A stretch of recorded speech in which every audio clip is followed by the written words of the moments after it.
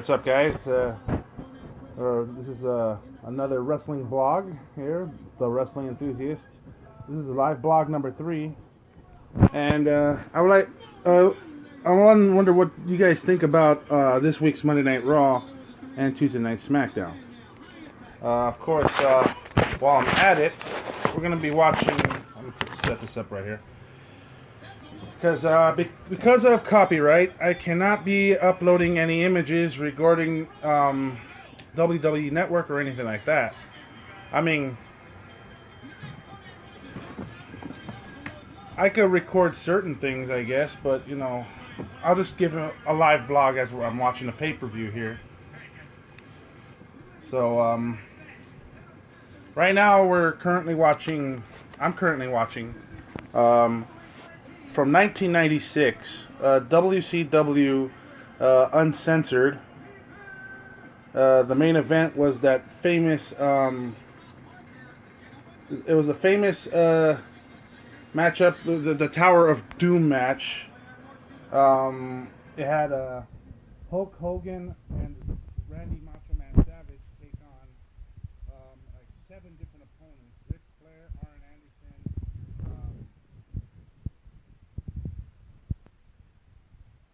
Taskmaster, Gangster, who used to be known as Zeus in the WWF back in 1989. Oh, also, Zeus is also the one that played Debo on Friday. So he was in this wrestling show. And another wrestler that has, in my opinion, the stupidest fucking wrestling name that I have ever heard.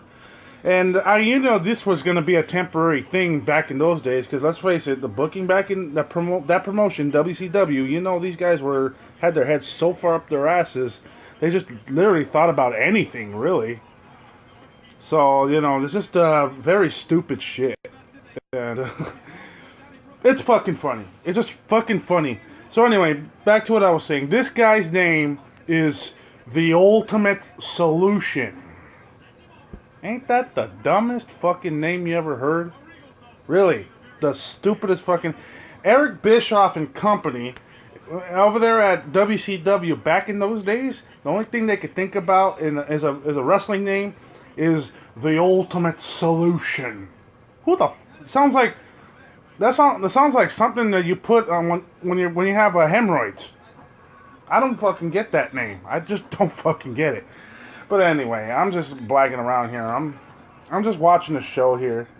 There was a United States title match earlier on between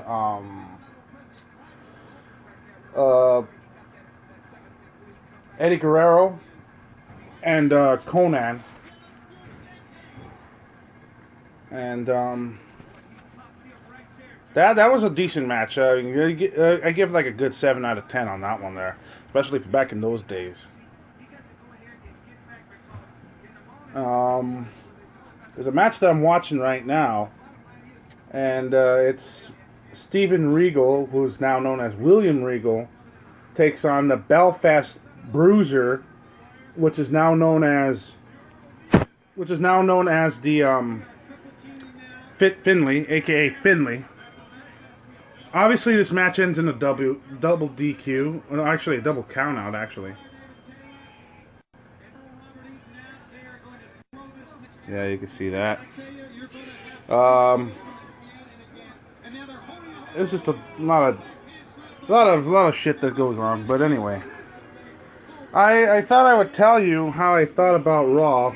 Obviously, the big headline is Roman Reigns announcing that his leukemia is now in remission, so that's good news. You definitely don't want to see any negativity come out of this. I don't wish this shit on anyone except for assholes. But no, I mean, they're definitely, that's good news to hear.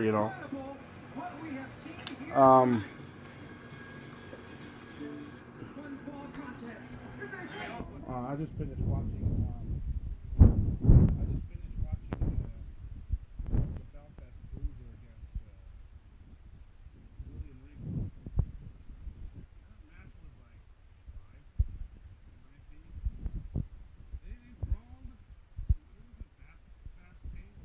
bad though, but still.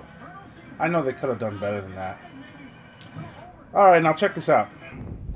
I have on the TV screen right here a stupid match. I mean, it's an intergender matchup, you know, man versus woman. And, now this is back in the early days, so, you know, I just think it's just really stupid. I mean, depending on how. Okay, all right. I want to show you this real quick. How this shit could work out. Look at, watch.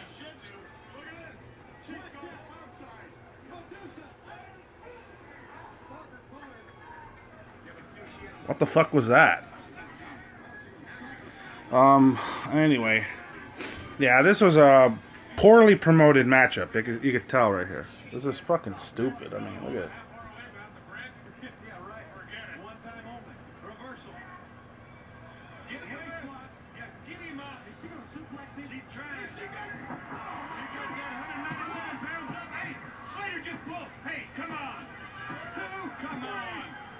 Oh, by the way, the man won.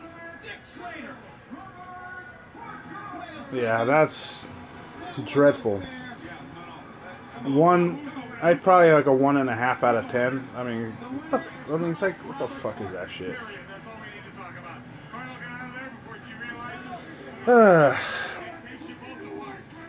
Dick Slater actually pulled her foot out from the pinfall, and that's how Colonel Robert Parker actually ended up, rolling her back up and ended up pinning her.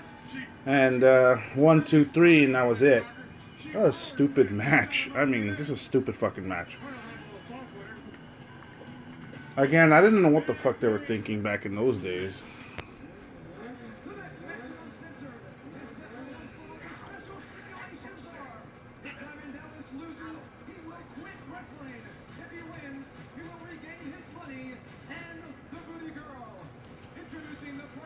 Now I'm watching another matchup here between Diamond Dallas Page and the Booty Man. Again, it's another stupid fucking name, but I know who this guy is. This guy is he used to be known as Brutus the Barber Beefcake, so I definitely know who this guy is. You know what I noticed too, back in those days? DDP actually used to have a cigar in his mouth. You know, that shit wouldn't fly in this day and age. That's for damn sure. But, anyway. Alright, now, just real briefly. What did I think about Monday Night Raw? I'm gonna sit my ass over here. What did I think of that? Well, it was another good show that they put on, and I think that, well, hold on a second, let me just check something out. I actually liked the show. It was another good show that they put. Now, if you're watching it live, well, I kind of caught a brief glimpse of it on Monday, because the next day I had to go to sleep early and I had to fucking get ready for work. But I thought it was a good show. A lot of the matches were no worse than 6.5, and I think it was another good show. A lot of physicality. When I was watching the Monday Night Raw matchup, I thought that well, the leukemia diagnosis from Roman Reigns, that was a top story right there. And then they were headlining, what is it, Ric Flair's 70th birthday celebration thingy. I'll get to that in a bit.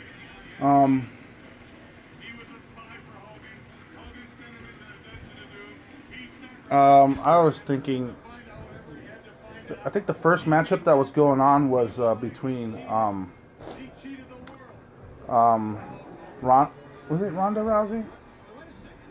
Was it Ronda Rousey and and then Natalia, and then she fought against Ruby Riott and Sarah Logan from the Riot Squad.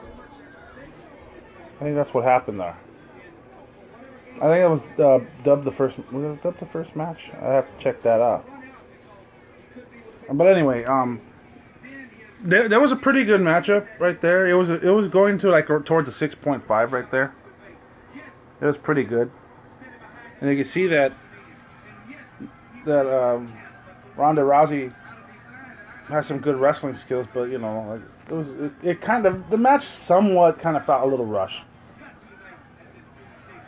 So yeah, I thought about that, and it felt kind of rushed, but it was okay. I still liked it.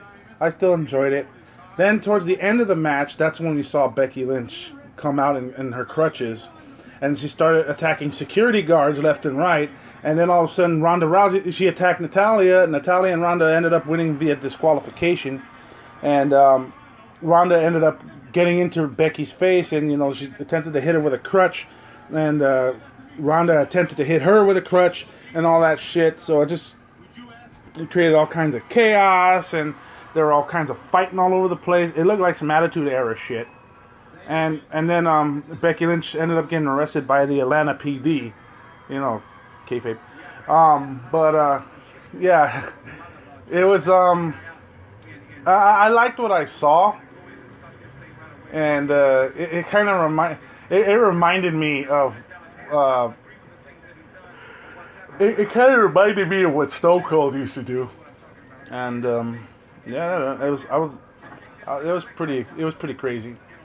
Then they went to another commercial break, and as soon as they went back from commercial break, you know, Ronda tried to help Natalya out to the ramp, and then she went back down towards the ring, and then she demanded Vince McMahon to reinstate Becky Lynch. So instead of him coming out, we had Stephanie McMahon come out and say, no, I cannot reinstate her. And she says, you know what, I'm here to fight the best, and I've bled and sweat through all kinds of opponents that I'm pretty much set for life. So you're pretty much just assigning me opponents. You're not fighting against. I'm not fighting against the best. And if I can't do that, then this is just another flash in the pan title for me, another accessory. So reinstate Becky. And actually, she called her a ginger douche. That was pretty fucking cool. But anyway, yeah, that was a pretty cool segment there. What ended up happening was Stephanie said no to reinstating Becky Lynch. So instead, what she ended up doing was she ended up dropping the title in the middle of the ring, and then she walked away. I don't know what that meant. That means something, obviously, but we'll wait and see how that unfolds next week. Now, the next matchup, well, I think it was Aleister Black and Ricochet wrestling against the Revival. Actually, come to now I think about it, the Ronda match was the second matchup of the night.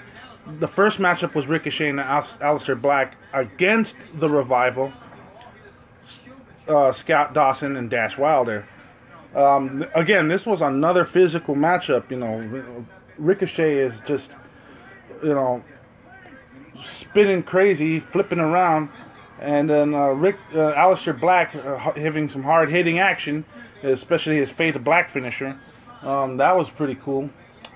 And yeah, what Scott Dawson and Dash Wilder did, that was pretty awesome. You know, it was a good-ass match. I mean, very physical.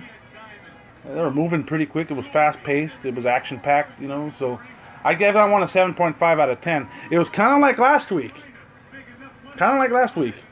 So yeah, I give these NXT call-ups some seal of approval there. So they're doing a fantastic job. Sooner in time, they're gonna end up. I don't know if they're gonna go either Raw or SmackDown, but I think whatever's gonna happen is, I think these guys are gonna do pretty good. Heading towards getting either a tag team championship or some type of championship. I don't know if it's U.S. title, Intercontinental title, whichever one that's going to float their boat. I'm pretty sure there's going to be some good action there. And it's going to be good. It's going to be worth watching. Okay. then after the Ronda segment, we had the Alistair, I'm sorry, the Moment of Bliss segment. Alexa Bliss is out there, and she says that what Ronda Rousey did, she said, "Goodbye, Ronda. Don't let the WWE red carpet hit you in the butt." And yeah, so yeah, that's what happened. And then her invited guest was Finn Balor, the Intercontinental Champion. So he comes out, and Alexa Bliss mentions congratulations on winning the Intercontinental title, but the only down thing about it is that the only downside of that holding that championship is that it's hiding his abs. And Finn Balor's like, "Are you trying to make me blush?" It's like, and then she teases a little segment, and she says, "I'll tell you what, you show me your abs, and I'll show you my," and then Leo Rush's music comes in, and he interferes. Corey Graves goes fucking nuts on commentary. He's like, "Why does he have to do this? What? I don't like this guy now." And it's like, that is the biggest heel. That is so much of the way of a heel commentator would act. It sounds like Jerry the King Lawler from the 90s when he used to do commentary. Back in those days, when he was always the heel commentator. You know, whether he was doing commentating with Vince McMahon or Jim Ross. You know, it was just so damn funny the way he over-exaggerated that moment. And I find it hilarious. So, with that being said,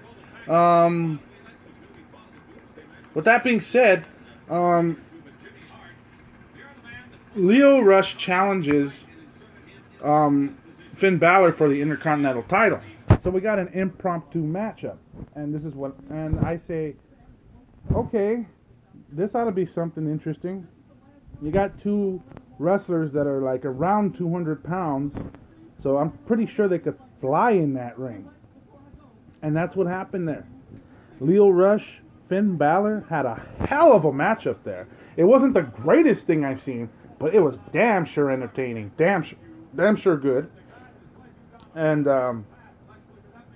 I'd probably give that one an 8 out of 10. 8 out of 10 at the most. So probably, you know, it made Leo Rush look pretty good, but at the same time, Finn Balor ended up beating him with a coup de grace. After the matchup, Leo Rush goes back into the backstage area, and Bobby Lashley gets pissed at him for not winning his Intercontinental title. He said that opportunity should have been given to him, and then that made them look bad, and then they ended up having their sorts of problems, and he ended up saying, can I trust you? And he's like, "Hey, look at me when I'm talking to you. Can I trust you?" And he's like, "Yeah, you could trust me." And he ended up accompanying to him as Bobby Lashley ended up going to the ring, and then here comes Braun Strowman. So they have a matchup there, and it was more like a brawlers type of a match, even though it was regularly stipulated. So that's basically what happened there.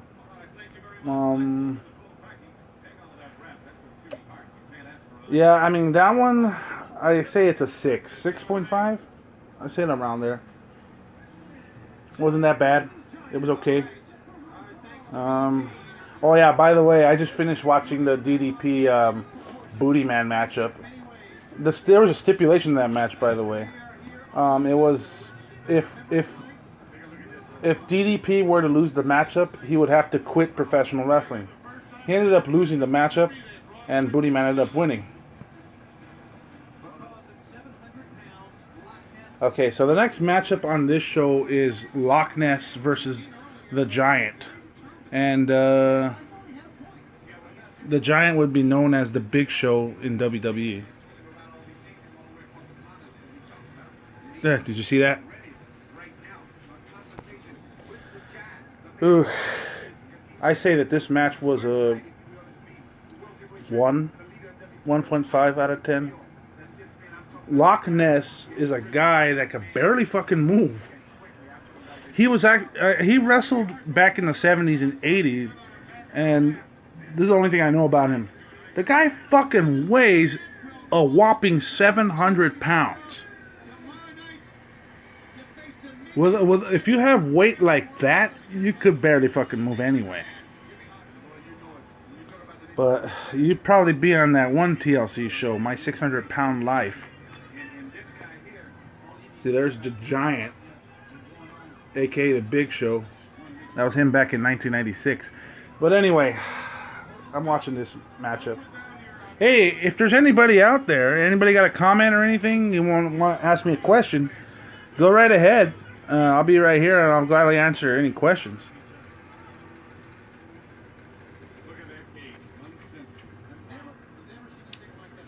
Okay, so I was talking about Monday Night Raw. It was a good show, like I said. I was referring back to the Bobby Lashley Braun Strowman match. I gave that one like a 6 out of 10. It wasn't too special, it wasn't too bad, it was okay. But there was nothing, there was nothing out of the ordinary that made you say, "Oh, that was a memorable match," because there really wasn't. There really wasn't anything, out of the ordinary. So, hold on, I gotta move some shit right here. Okay. All right. So, yeah. There really just wasn't anything too memorable about the show. The only thing I could say, the next matchup was Dean Ambrose against Drew McIntyre, and it was a no disqualification match. It was a pretty good brawl. It wasn't that bad. It was mostly like a 7 out of 10 in my opinion, but there wasn't really much weapons usage, but it didn't really matter because everything was fast moving, so. The stipulation ended up becoming a factor when Elias came out. He hit him with the guitar, and once he hit him with the guitar, he pretty much knocked him out, and Drew McIntyre ended up capitalizing, and he beat Dean Ambrose 1, 2, 3 and pinned him.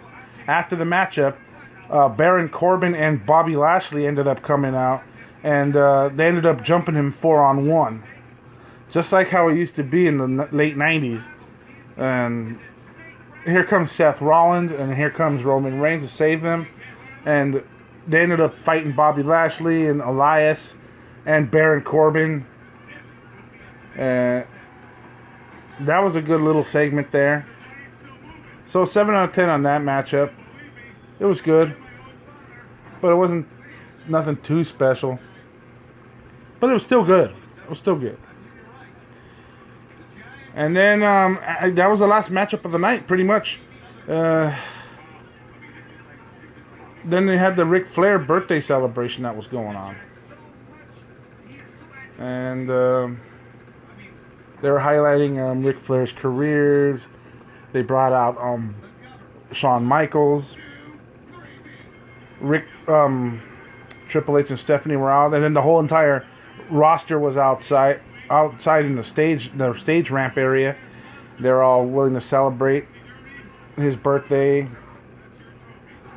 Shawn Michaels came out. Ricky the Dragon Steamboat came out. Hey, I wonder where Arn Anderson went. That's what I kind of wonder. You know what happened? Some backstage drama. Some backstage bullshit. That's what happened. Yeah, I mean, in case you didn't know, if you're a pure wrestling enthusiast and you follow the news in the wrestling news, you understand that Arn Anderson was fired by Vince McMahon because they had some sort of disagreement going on back there. So something had to have happened. That's the only thing I have to think about. Something had to have happened there.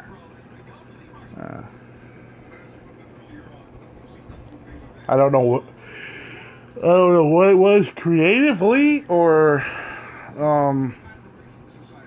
I just don't know. But you know, something happened back there.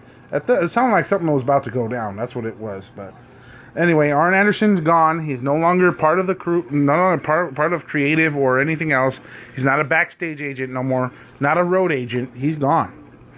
He's pretty much gone. Anyway, so back to what I was saying. So after they praised, they made him a little custom World Heavyweight Championship belt for him in the ring, and then they finally say, "Well, here comes the man of the hour, Rick, the Nature Boy, Ric Flair," and he never showed up. So that means something were to happen, right? And that's exactly what happened. And what happened was they went back to the backstage area, and you saw Batista dragging in a cameraman into the backstage area, and went to Ric Flair's locker room and told the cameraman to stay there. He goes inside his locker room and he beats the shit out of him. Of course, they're not going to go inside his locker room because Ric Flair's an old man. Let's be honest. So Batista beats the shit out of him, drags him out into the arena, to the backstage area, and then he goes towards the camera and says, "Hey Hunter, do I have your attention now?" So yeah, that's pretty much what happened. What happened to the WWE spinning belt? They changed it. They pretty much got rid of that title back in 2013, somewhere around there. They replaced it with a new belt. Because see, what happened was back in 2013 on I think it was one pay-per-view, WWE TLC 2013. They had two title belts. Oh, you know what? No. Correction. I'm sorry. They changed it in 2014, actually. It was back in, I think, Money in the Bank 2014. Because it was a World Heavyweight Championship belt, and then there was a WWE spinner belt, I think. And what happened is that they decided to make it into one title because it was unified. So they ended up making it to into the current, the black and gold WWE Championship, the one with the current logo. It's currently on SmackDown right now. Now, here's the difference. Since Daniel Bryan is now gone into this eco-friendly gimmick that he's trying to do, even though he's a heel, he changed the way you get what I'm saying. So he changed the way the belt looks right now, and it looks all wooden and plasticky and all that crap. It looks like a little kid fucking drew that shit. It looks like he pasted it with macaroni and macaroni art. Anyway, no, but that's because Daniel Bryan has that eco-friendly type of vegetarian type of persona, and that's what has happened. So anyway, yeah, I liked what happened on Monday Night Raw. I like what I've seen. Now, as far as SmackDown goes, that show was just as good as it was last week as it was this week. And I thought it was pretty good, too. I mean, did you watch that? If anybody out there, did you watch that, that triple threat United States title match? That was a good one. I think that was one of the best SmackDowns in a long time. And that was one of the best triple threat matches I've seen in a while. There was so much movement from Rey Mysterio and Andrade, and it was pretty cool. Oh, give me a second. Yeah, okay. I shut that off. Yeah, I mean, it was pretty cool. I liked it. I think that was match of the night, in my opinion. For Raw, I think the match of the night was Finn Balor against Lio Rush. I knew Lio Rush had potential, that's for sure. I originally saw him at PCW Ultra. It was about like 2 years ago, actually. That was back over there in Wilmington, nearby Long Beach. We went to this show, PCW show, which was main evented by Rob Van Dam and Willie Mack. So I went to that show, and I saw Leo Rush wrestle in a triple threat in a three-way dance. So that was a good ass matchup. But anyway, that's another story. I'll talk about that some other time. In the meantime, back to SmackDown. I was talking about that triple threat match for the United States title. That was a good match. I think that was like an 8.5 out of 10. It was awesome, physical, fast, and I mean, it wasn't rushed or anything, but it was still good. Okay, I'm gonna move on there. Right before that matchup happened, there was a couple of surprises in the show. One was the return of Kevin Owens, and it's the way he was introduced back. What happened was there was supposed to be a contract signing between Daniel Bryan and Kofi Kingston from the New Day, and he was about to get his once-in-a-lifetime opportunity. And Kofi Kingston was about to sign. Kofi Kingston was about to sign the contract for the WWE title match at the upcoming pay-per-view Fastlane. So what happened was, we got somebody jumping in. Hey, what's up, Isaac? Anyway, so what happened is that Daniel Bryan was supposed to sign that contract until Vince McMahon came out and said that you have to have the best competition possible, some bullshit like that. But anyway, so basically he took Kofi Kingston out of the title match and replaced him with Kevin Owens. Now, to me, Kevin Owens coming back this soon, pretty surprising, I will say. So he ended up signing the contract. Now, after the commercial break, New Day is pissed, and they got his opportunity taken away from him.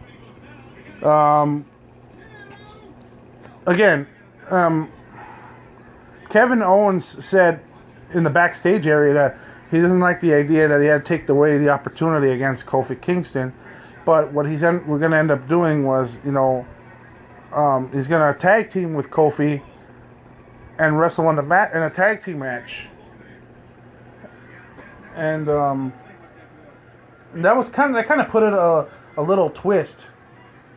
That kind of put a little twist into the whole heel face thing.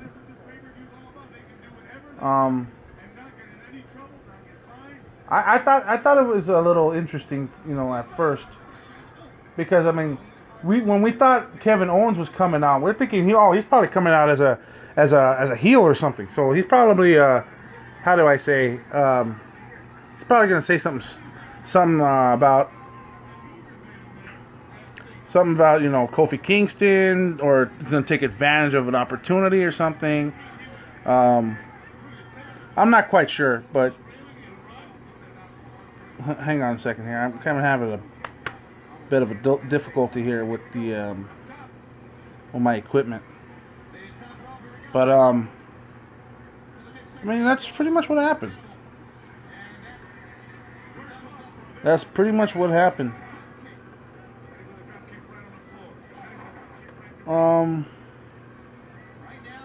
Hang on just a minute.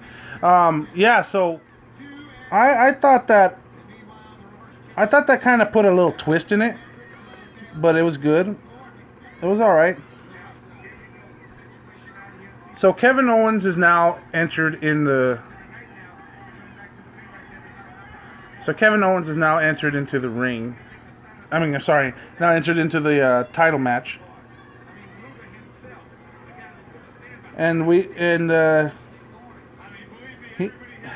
Hang on, I'm having some issues with the.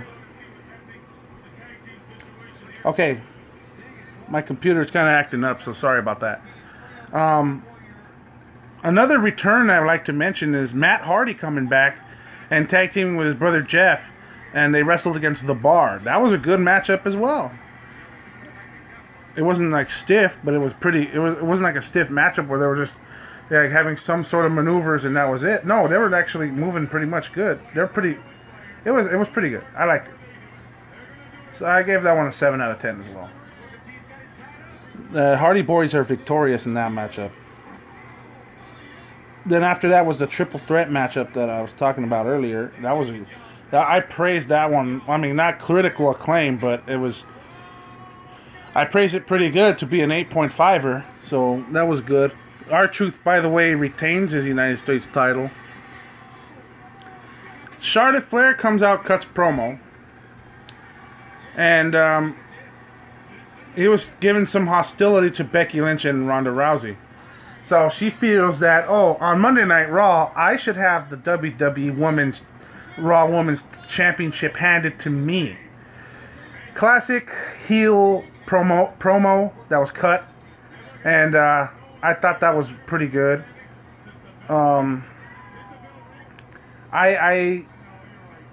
That's basically what he'll do: shun down the audience and put them down. Because as an audience member, I'm now starting, or as a television viewer, it's now getting to a point.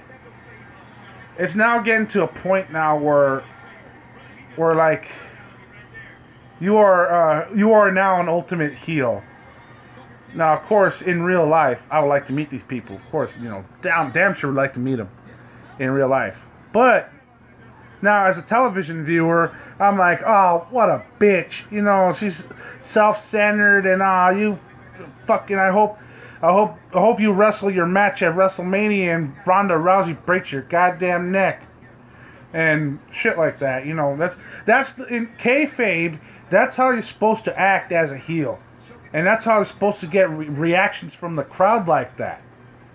Now, of course, there's some dickheads out there that there's some trolls, I call them. They like to think the opposite, but that's not the point. I mean, the point is, if you know what you're doing, promo wise, you should be all right. But it has to be done right. So, Charlotte Flair is doing a good job. Charlotte Flair is doing a hell of a job. Playing as a heel. She's doing it pretty good. So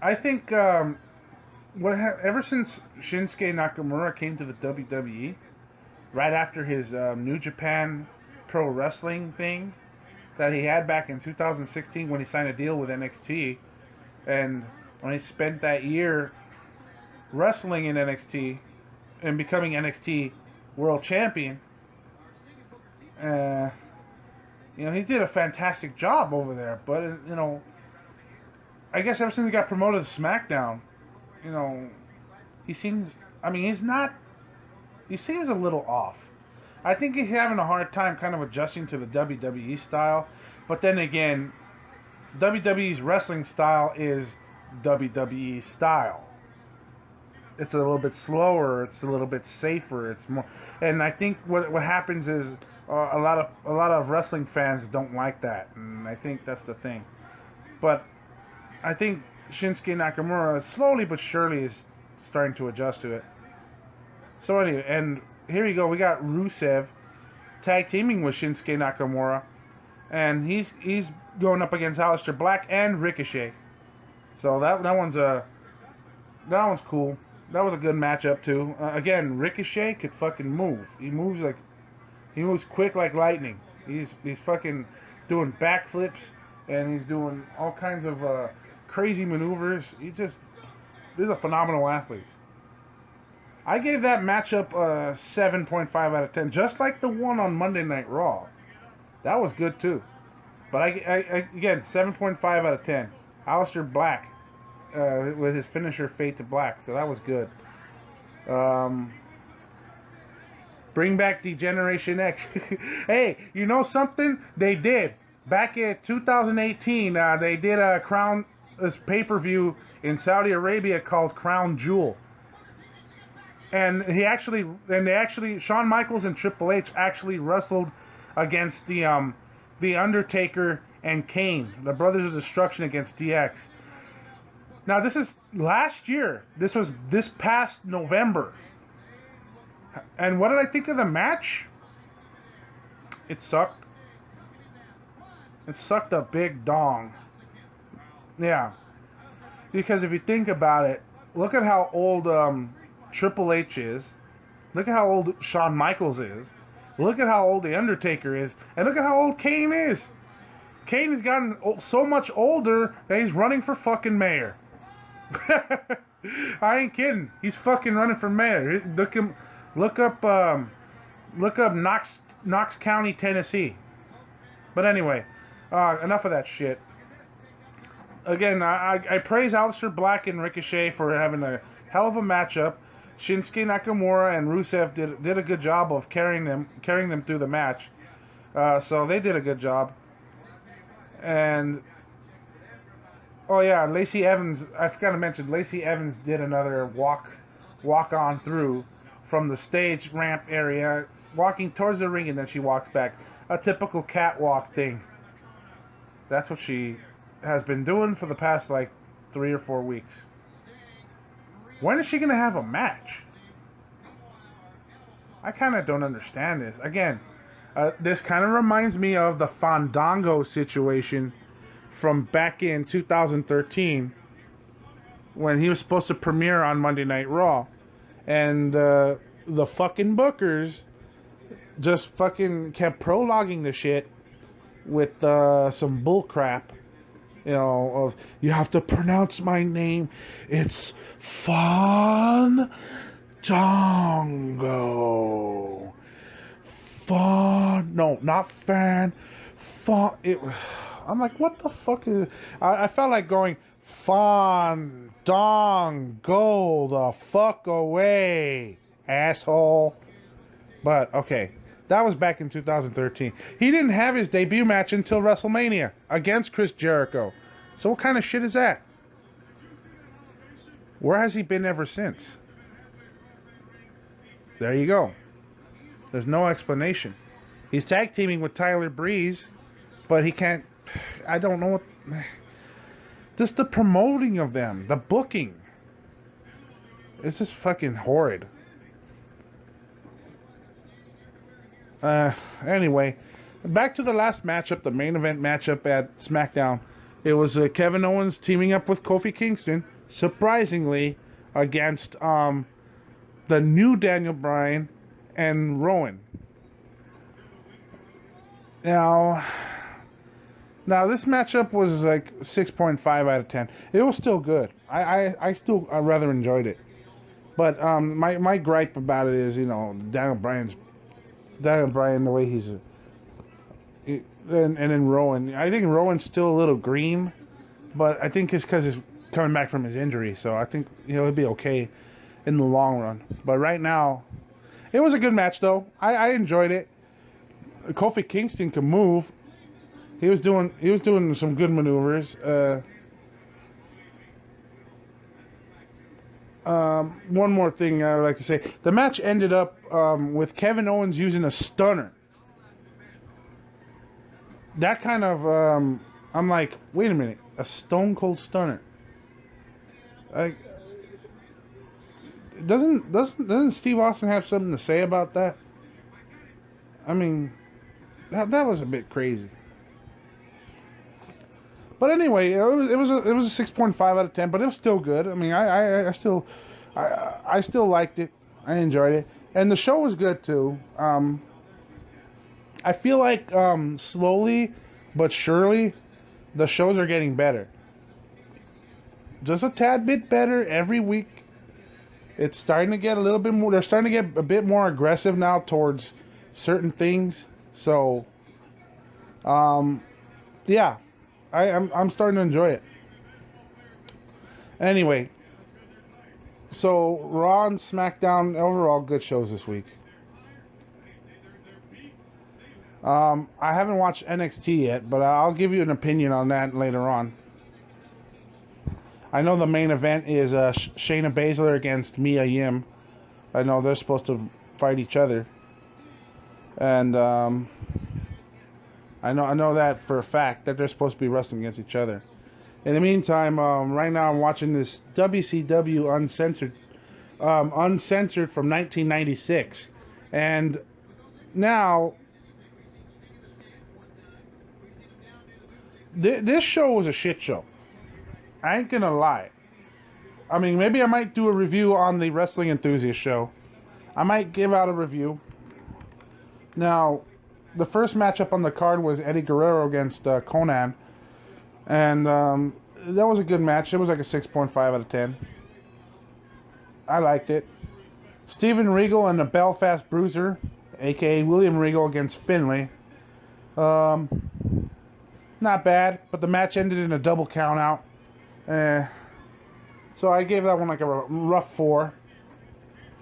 Right now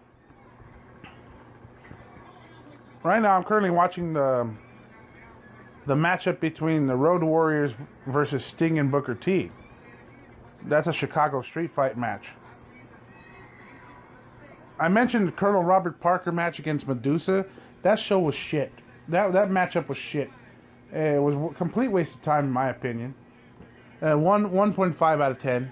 I rated that one. It was a shit show. The next matchup was a I Quit Wrestling match between Diamond Dallas Page and the Booty Man. If Diamond Dallas Page were to win, Booty Man would have to give up the Booty Girl, aka Kimberly Page. She would have to give her up now, obviously. And if the Booty Man were to beat Diamond Dallas Page, then DDP would have to quit wrestling. Obviously, he would come back, 2 months later after this, but still, that was the stipulation. That match wasn't bad. That was like a 6.5er. And after that, we had another dreadful match between Loch Ness and the Giant. Loch Ness, a big, huge, fat 700-pounder that could barely move, wrestled against the Giant, who was a 480-pounder, who was 7 feet tall. The Giant would be later on known as the Big Show in WWE after he signed a contract with them. Right now, where we're currently at is the Road Warriors versus Sting and Booker T in a Chicago street fight. Well,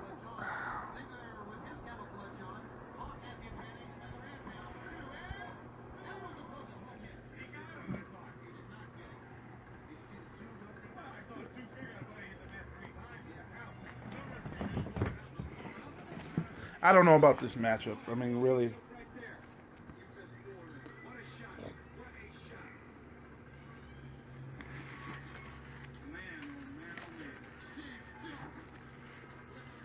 Well, I can't really praise a match if they're going to move this slowly. They're not, I mean, they kind of walk back into the backstage area for a little bit and then they stopped. Now that was actually a good maneuver there.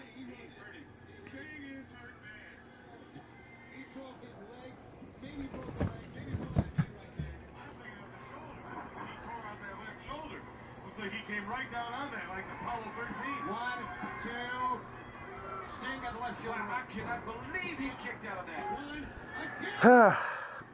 This is incredible. And once again, he breaks out. You know, in the Chicago street fight, they're supposed to be using some more inanimate objects. There's supposed to be no DQ. I loved how they used to indulge Dusty Rhodes' commentary. He used to sound so funny, and because there'll always be like, oh, this will be a war that will never be over. You got that all wrong here. This is Sweet Sapphire. I am the proprietor of Heartbreak Hotel.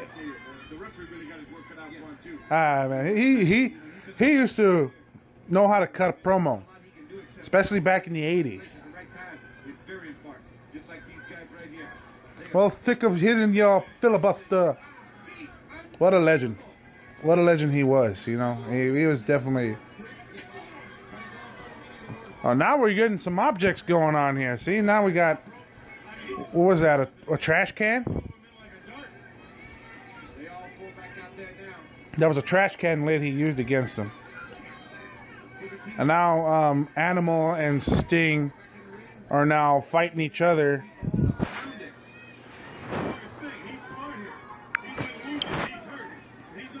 Yeah, we see now Road Warrior, Animal, and Sting. They're fighting outside the ring. And Road Warrior Hawk and Booker T are now fighting inside the ring. There's two screens here that's going on, by the way. That's what I said. Animal puts Sting's head on the apron of the mat. In the meantime, Booker T is rolling down, giving a snap nair roll up. Booker T tries to drop an elbow. Booker T tried to do a spinneroni. Oh. Now that was a nice kick by Booker T. Now both of them, him and Hawk, are now laid out. Animal has a chair and he cracks him in the back of Sting.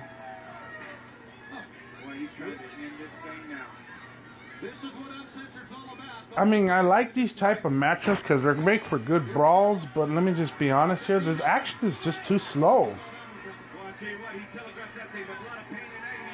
And now Sting has a chair. And now he hits Animal in the back with the chair. He's going to whack him again with it. Oh, whoa, whoa, whoa.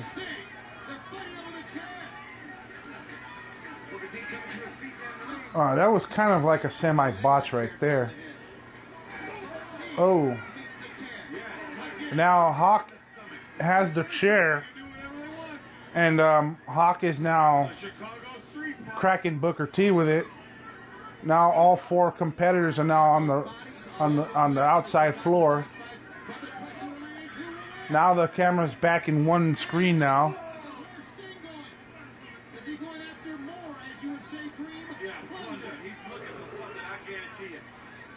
I don't know, Sting. What is Sting doing?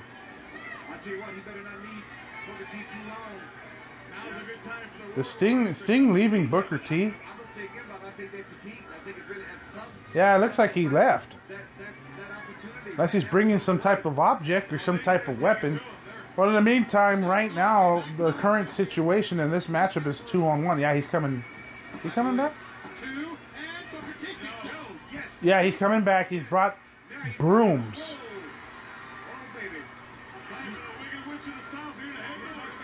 He got two brooms and now he's using them on Animal.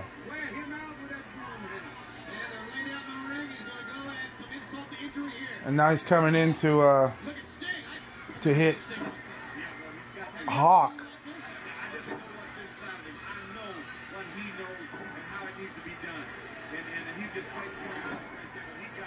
Animal took the broomstick away from Sting, and now he hits him in the back with it.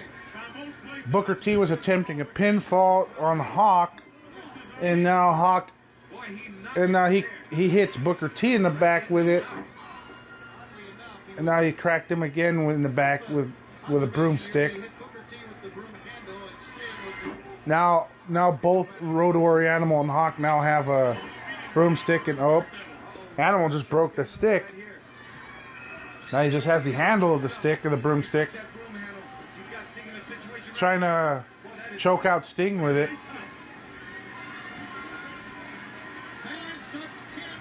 Yeah, and Booker T now trying to suplex. Nope, actually bounces him off the rope. Very slow. Very slowly. I mean, I don't know what I can say about this match. This match is like a mess. This is unbelievable. Yeah, it's unbelievable, all right. It's unbelievable to think of what type of match this is. Is it slow, fast paced? I don't know. Really wasn't too much physicality in this matchup. It's just a lot of slow motion shit going on.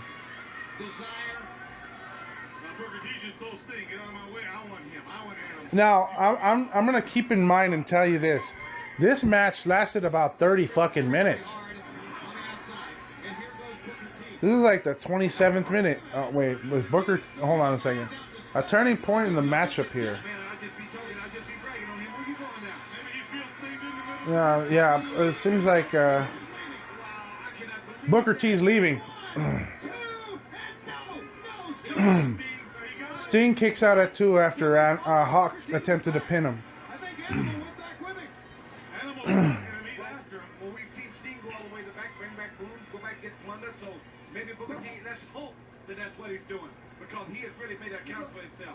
Oh, now they're in the backstage area. They got a camera in the backstage area.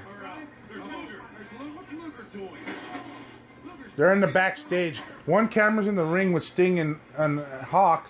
Animal and Booker T are fighting each other in the backstage. Oh! Animal accidentally hit Luger. Luger got involved now in the matchup. Wait, now there's Stevie Ray now involved. They threw him in the backstage area. Now they're he hit him in the ring post.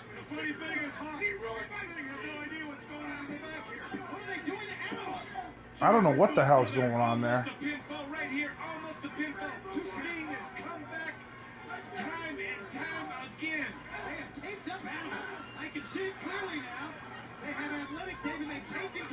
And they taped him. They taped Animal into that metal post in the backstage area because they got triple teamed. So maybe that was the whole plan. I guess if Booker T wasn't gonna go back.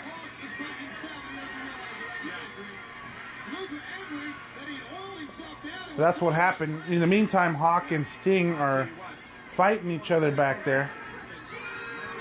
Oh, Stinger's splash attempt failed, and Booker T comes back in the battle. Puts Sting into the ring. I'm sorry, he puts Hawk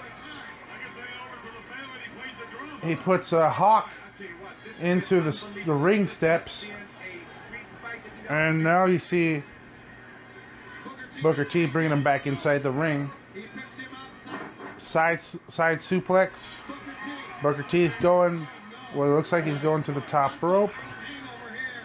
You gonna do a Harlem Hangover? Nope, he missed it. Hawk looks all physically. Oh, and from the backstage area, we had interference by Stevie Ray. And Booker T and Sting win the matchup.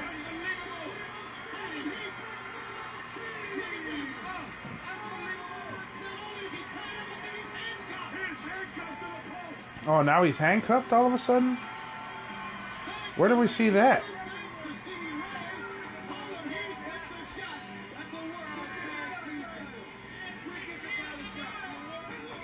And Stevie Ray, after the matchup, he just beat the hell out of a Road Warrior Animal. WCW Uncensored. You like it? You don't get any better. Yeah. I think it could get better. The only thing I could say is that in this matchup, I mean, maybe it's a 5 out of 10, maybe at the most.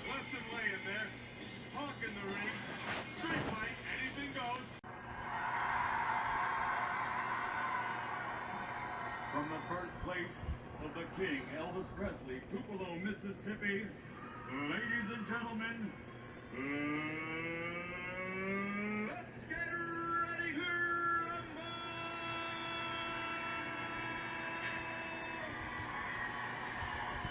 We have never seen anything like this in all the years I've been in this sport.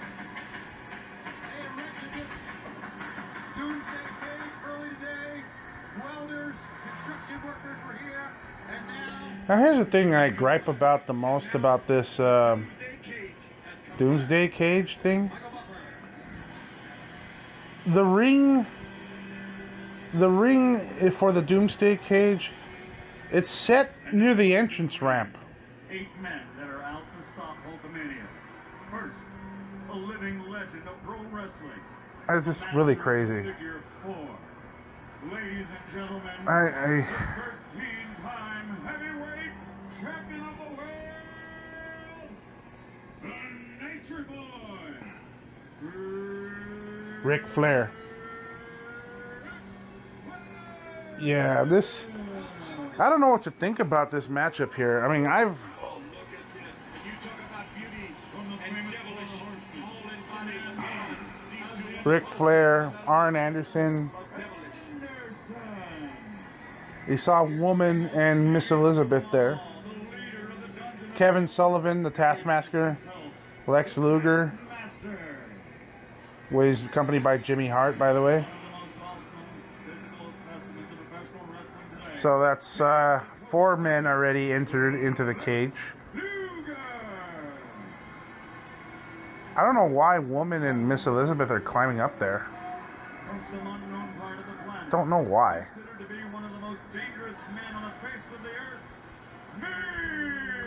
Oh yeah, I've neglected to mention Ming is involved in this matchup.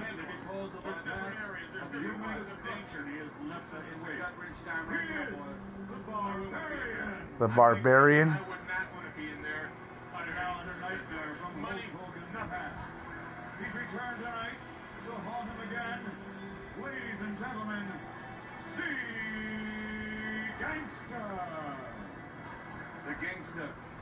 Huh. The Gangster. What I see. You said Thanos is one of the most dangerous of them all. Whose arms are more powerful than anyone in their history? The stupidest gimmick I ever heard. He's vowed to crush the Megaforce with his powerful biceps. Ladies and gentlemen, the ultimate solution. The ultimate solution. And I tell you what, it's really unusual. Oh God, can't they come up with a better name than that? I know it. One thing, we thought this. Imagine if I had a wrestling gimmick and I'd be called the biggest ball sack. Imagine that? Where is Brian? Can you imagine that shit? Talk about this weekend. Was he afraid to get in the same cage with someone like Kevin Sullivan? No, he's not afraid of Oh, by the way, Tony Schiavone just mentioned about where the hell is Brian Pillman. Actually, Brian Pillman left the organization. He left WCW around that point in time, and he signed a contract with the World Wrestling Federation. So he jumped ship, pretty much. That's pretty much what happened. So you can see what happened there. 240 pounds of action and durability from Sarasota, Florida. He is no out. And his captain title championship bout in front of millions of fans. Here's Randy Macho Man Savage. You know what I don't get in this match either? How this is 2 against 8. I don't get that. Tonight, he and his Megaforce partner are out to defend everything they have ever earned in the ring. Tonight, their honor, their glory is on the line. Ladies and gentlemen, the King Yeah. of Hulkamania, I don't know about this. the only Hulk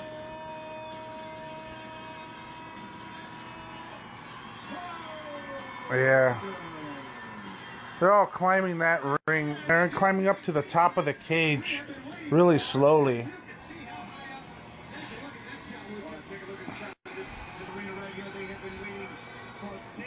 They're barely like in the second story of that cage right there. They're still actually climbing up. But the feel of danger, the theme of danger now really starts to unfold here at Uncensored. You know, this will not actually be the only time that they would actually wrestle in a cage match like this that had 3 stories big. Okay, here we go. Now the matchup starts. And look at the footing. It's not like a mat. It's not like a ring. It's wire. It's fence. It's cage. It's a fight for your life. Yeah, and every time you hit a part of it, you got to hurt your body. Oh, you're right about that. Yeah. You know, I said where's Pelmet, and we're Ultimate Solution, and where's the Gangster? Well, I guarantee this thing ain't over. Wait the minute. You'll probably find out. Are they coming later? These gentlemen are 3 stories high. Yeah. The Ultimate Solution. Stupid fucking gimmick name. What the fuck was Eric Bischoff and Creative and Ted Turner smoking? What the fuck were they smoking when they said, hey, you know what, the guy is so big, he weighs about 500 pounds and he got some big fucking muscles on him. What do we call him? Let's call him the Ultimate Solution. Nobody will get this guy over. And you're right. Not only he never got over, he never was seen again after this. Gee, I wonder why. Terrible fucking gimmick. I mean, what kind of name? Nobody, with a name like the Ultimate Solution, nobody could get taken seriously like that. Well, anyway, back to this. So we're watching this matchup here.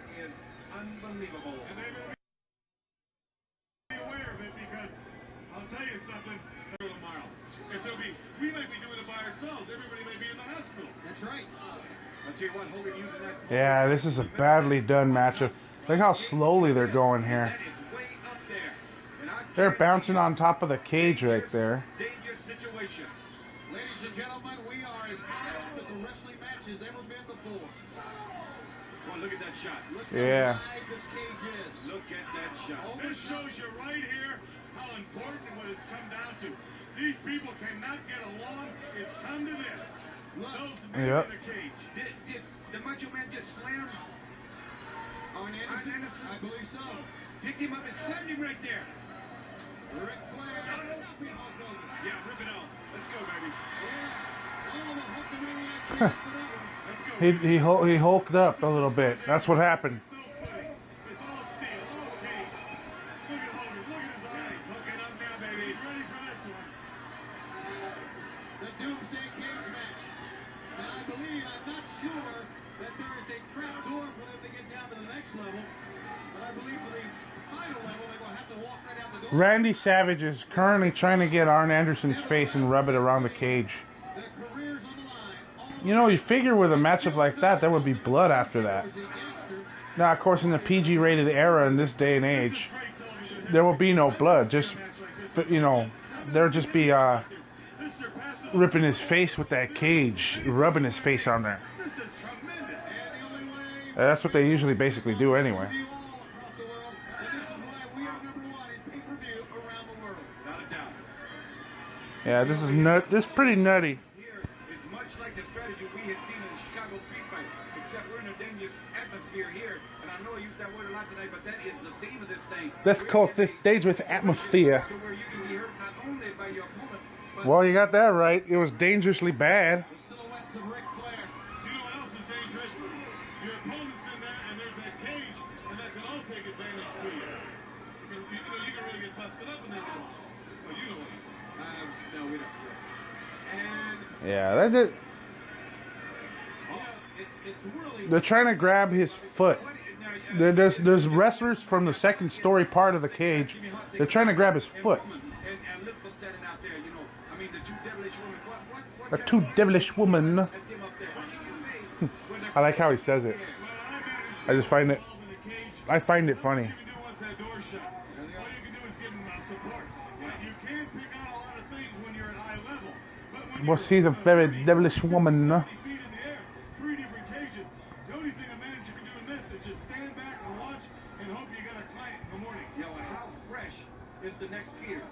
Them guys in the tiers down below them, how fresh. They're doing that. They're doing that two-story screen shit. They're doing that two-screen shit again. I don't know what they're doing to Hulk Hogan here. Ric Flair's trying to put a figure 4 on Randy Savage.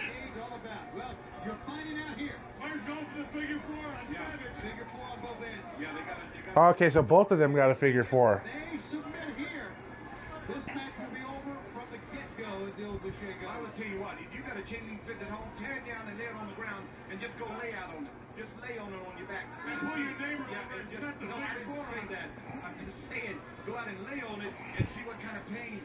And snap the, go get your neighbor and snap the figure 4 on him. You know what? A friend of mine did, with another friend of mine did, they actually did an actual figure 4. And the guy was screaming in pain. I mean, that's a legitimate wrestling hold. He passed some keys. That's what it looked like. This is like Alcatraz. They're trying to bust out of the joint here. Yeah, that was some crazy shit. He passed something down through the cage too. Whoa, powder. That was like powder or some shit they tossed on to the bottom wrestler. Oh, and he tossed him powder. I don't know what the hell that was. So Ric Flair and Arn Anderson are temporarily blinded here. Yeah, that's basically what they're doing.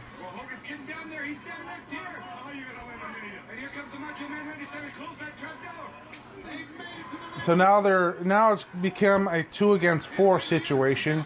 Got the Barbarian, and then you got, now that they're in the second floor, you got the Barbarian, then you got Ming, and then you got Lex Luger and Kevin Sullivan, the Taskmaster, there.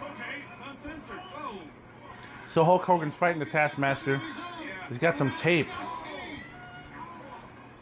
There you go. Get even now. Get even now. I don't know what to think of this match, really. I mean, this is just Takes your breath away. Like I said before, that's a chain. Oh, he has a chain, and he's putting it on Kevin Sullivan. You talk about a fight, you talk about action, you talk about wrestling, you talk about WCW, you got it all here. Look at this. This is tremendous. Yeah. Double team of Savage. That's Barbarian and Ming. Yeah, they use that chain on Hogan right now. Luger seems so well at home choking at Hogan, doesn't he? He seems like he's in his element. Well, yeah, he stayed out of the way pretty much right here now. Oh, man. You know, when the guy's got a guy down. This is just bizarre. Barbarian and Ming are fighting against Randy Savage there. And I see Hulk Hogan battling Kevin Sullivan and Lex Luger. Hogan and Savage have made it down to level 2. One more level to go. They have to go down to the first floor. Somewhere, the Z-Gangster and Ultimate Solution, and maybe, I don't even know, Hogan resides. Yeah, who knows? There may be 35 people waiting. No, Brian Pillman will not be there. He basically already jumped ship. He basically jumped promotions. And the Macho Man is over there with the Taskmaster. Oh, and Hogan has shut the door. Hogan. There was a comment that, since we're on the subject of that, there was a comment that was made by Eric Bischoff about Johnny B. Bad does not want to wrestle for the WCW anymore. He says sarcastically, so apparently he doesn't want to be where the big boys play anymore. That's because Johnny B. Bad would jump ship from WCW and sign a contract with the World Wrestling Federation. It would be a 3-year contract, and he would wrestle under the name the Wildcat Mark Merrow. And that's basically what happened there. Oh, they locked up the cage between the Barbarian Ming and I also see Arn Anderson locked in. Kevin Sullivan and Hulk Hogan are fighting each other. Whoa, whoa, whoa, look at this.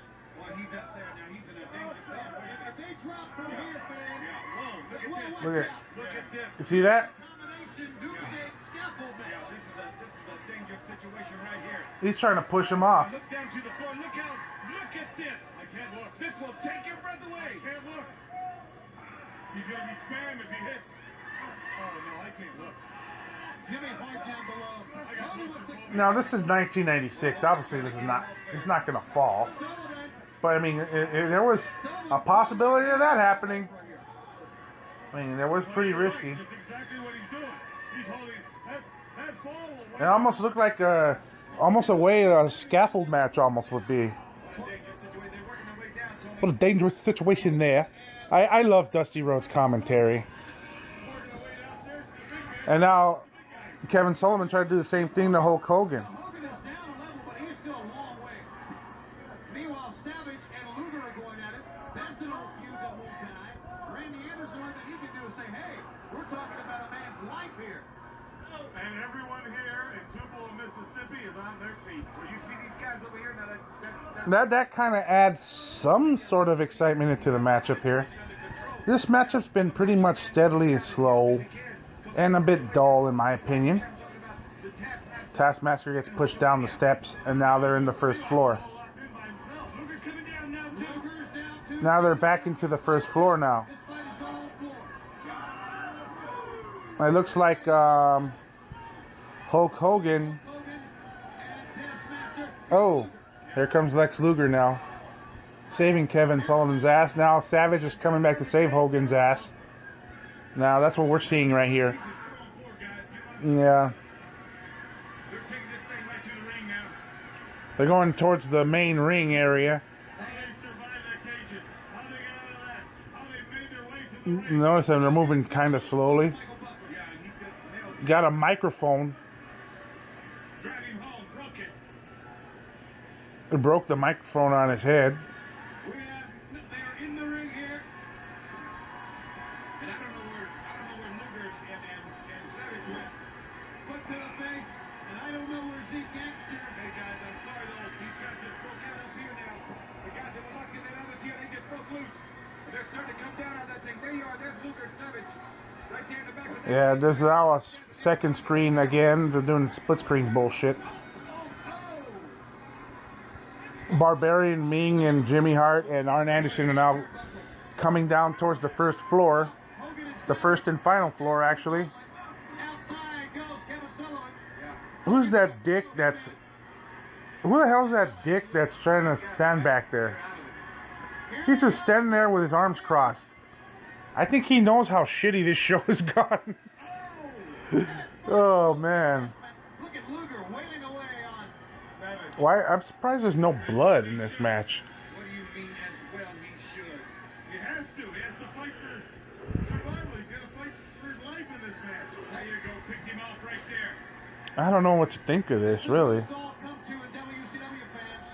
This is what it's all about, if I can use that again, because the animosity has developed with the Mega Powers and the Alliance to end Hulkamania. What is that? A backpack? Whatever it was. Look, a bucket of bolts and tools and stuff. Looks like a backpack, in my opinion. We get ready to find out. We still have not seen Zeke Gangster. We still have not seen the Ultimate Solution. No. The ultimate solution. And they are major parts of this. Maybe we Fucking won't. I don't ultimate know. bullshit. Savage goes head first. He is taking the beating. Randy. I mean, you gotta admit, the Ultimate Warrior name sounds a bit excessive too, but he was a recognizable character. Let's be honest about it. That was a recognizable gimmick back in those days. That's the only thing you have to think about. The gimmick, the name is only as good as the gimmick and how good it's portrayed. It can't be a dull gimmick and then have a dull character with a dull wrestler. Redecorating. I guess he is. He's moving Thunder around right now. I don't know what this shit's about. Thunder, brother. Now Hogan's back in the ring with Luger. Hook it up, baby! Hook it up! Taskmaster. Everyone Well, basically is gone. Hulk Hogan and Lex Luger are wrestling in the ring, but here comes Kevin Sullivan and Randy Savage back. Oh,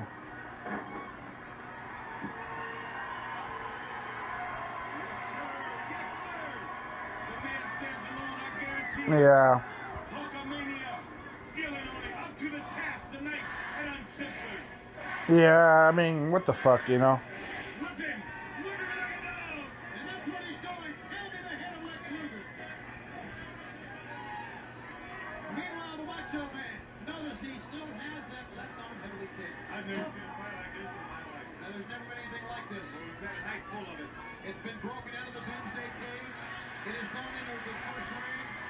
Oh, and Kevin Sullivan just low-blowed just gave him a groin shot to Hulk Hogan.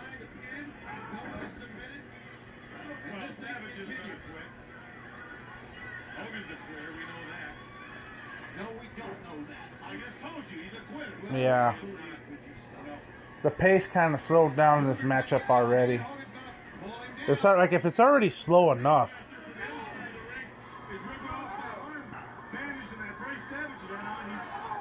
It doesn't really need to be that slow. I mean, come on. Let's be honest.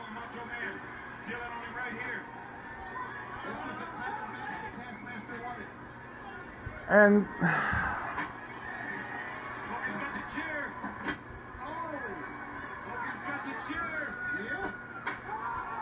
well, Hogan gets a chair and then he hits Lex Luger with it. That was a shot. No titles on the line here. Uncensored. Uncensored. It's just a fight for supremacy, for survival, for WCW fans worldwide watching on pay-per-view. Our Spanish fans, our fans in Australia watching, our fans across the United States, television shutters everywhere, our fans on DirecTV, loving every bit of this. Uncensored. DirecTV. Order with a push of a button. And get ripped off of $24.95 to see a bullshit main event. It's like this one. Cause let's be honest, this main event's bullshit. The chair shots look so obvious.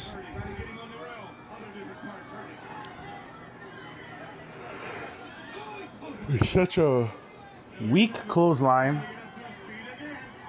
Look, again, I really don't blame the talent for this. I mean, I just blame the booking. What the talent does is they do their best to entertain the masses as best as they can. Now, of course, this was a different time.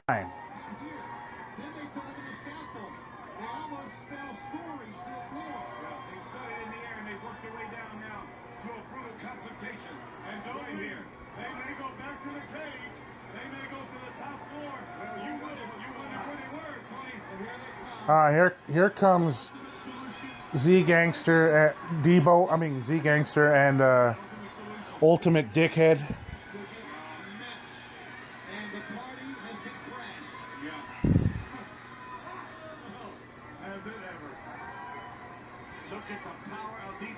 Look at Debo.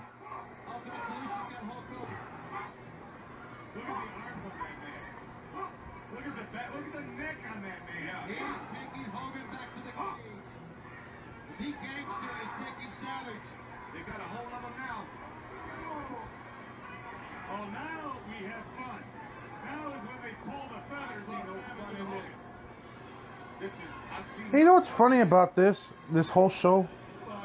That this would be Z Gangster's only match in WCW. And as far as Ultimate Solutions match, this is his only match too. I mean, come on, it's a shitty gimmick. It's a stupid one. Yeah, he's a big dude. I grant him that. He looks like a weightlifter. He looks like a power lifter. Yeah, I get that, but you can chant all you want. Hogan and Savage are in a very, very bad situation. Look at the power.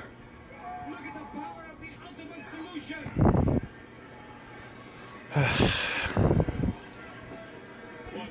And now it's a hold fest, pretty much. And Hogan's losing the matchup. They went to the floor. They went to the ring. They went back to the floor. Now they're back in the cage. Does it get any better than this? It does not. You see the Apache crowd in the background. And what is Nitro going to do right There goes Debo. there? Has pounded the Macho Man Randy Savage into unconsciousness right here. And look at Kevin Sullivan. I got about $200. Booty people. Whoa! Double action on the back. It's Macho Shuskabout for everyone. Macho back up. A double axe handle on Z Gangster. Hogan's on top of Solution, and Gets a belly to belly, and Hogan literally does not sell that shit. He didn't sell it. It must be hulking up, I guess.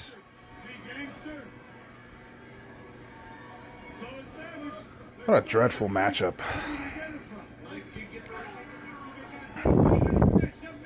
This matchup is just awful.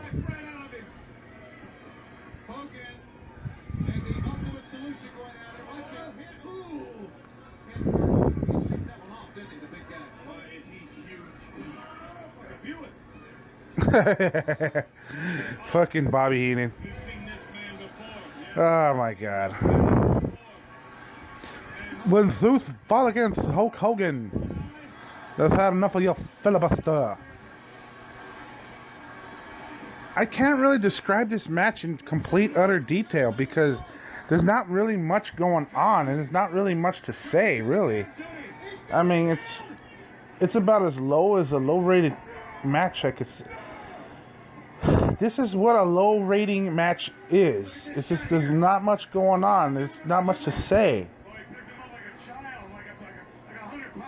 I mean, I was supposed to get interested in this match, but I can't because it's just too slow.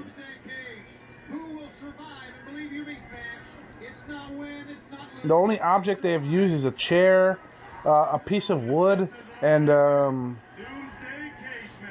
what else did they use? A pipe?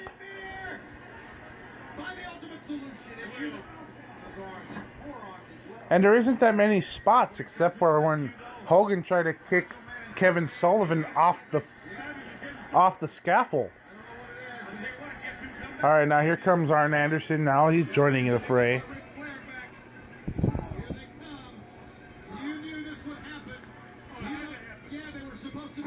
World Championship Wrestling booking. Jeez Louise. What can you say about this shit? You saw Ric Flair right there in the view momentarily. Ooh boy.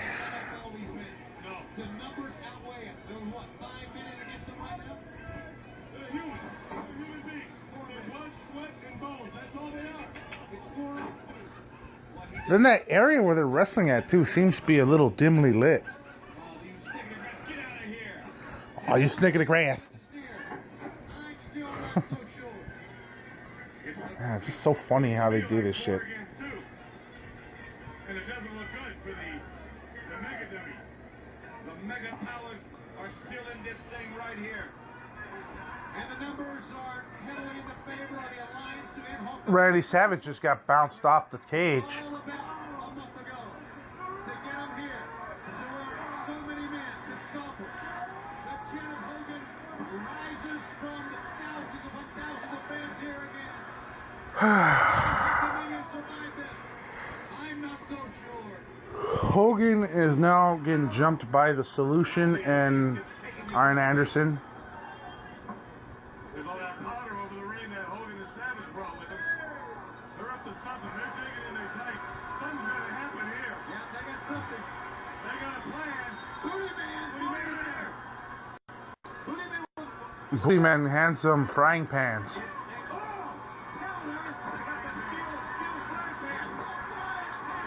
Now he hit Solution with a head. They're knocking people down with frying pans.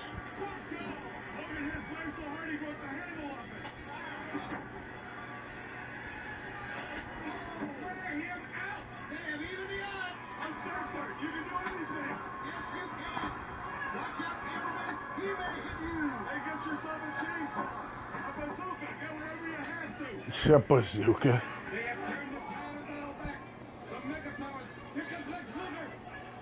Lex Luger's coming back to the ring now in the cage area.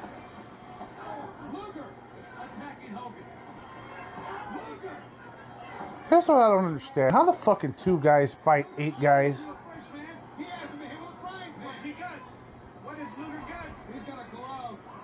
Now Lex Luger has a glove. Okay, what's the glove gonna do? Oh!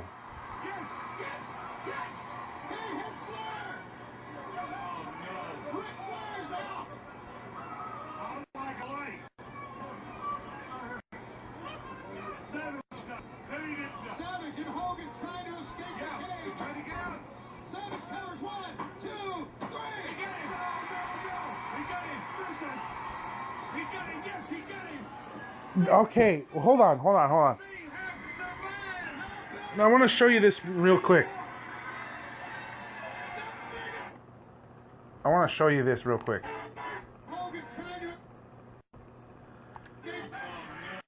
Lex Luger knocked out Ric Flair with the glove. Whether it was accidental or whatever. Look at Rick. Okay, Hulk Hogan and Randy Savage try to get out. Oh, Randy Savage forgot to pin the guy. And now he pinned the guy. Now he could escape.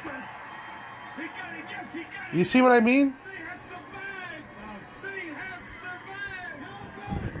That was a mistake. That was a botch, to say the least.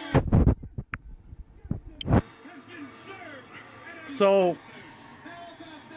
I cannot get interested in a match like that. I am sorry, but 2 against 8, and then on top of that, it's 3-story cage. And there's nothing really much going on. There's not much action going on either one of these cages. So, you know, it's just, I don't know. This is, in my opinion, a 3.5 out of 10. It's just a lot of shit here that just was dumb and didn't make any sense. On a live verdict, I say this show gets like a 4.5 out of 10. There wasn't too much good action here. There's nothing too memorable, except for maybe the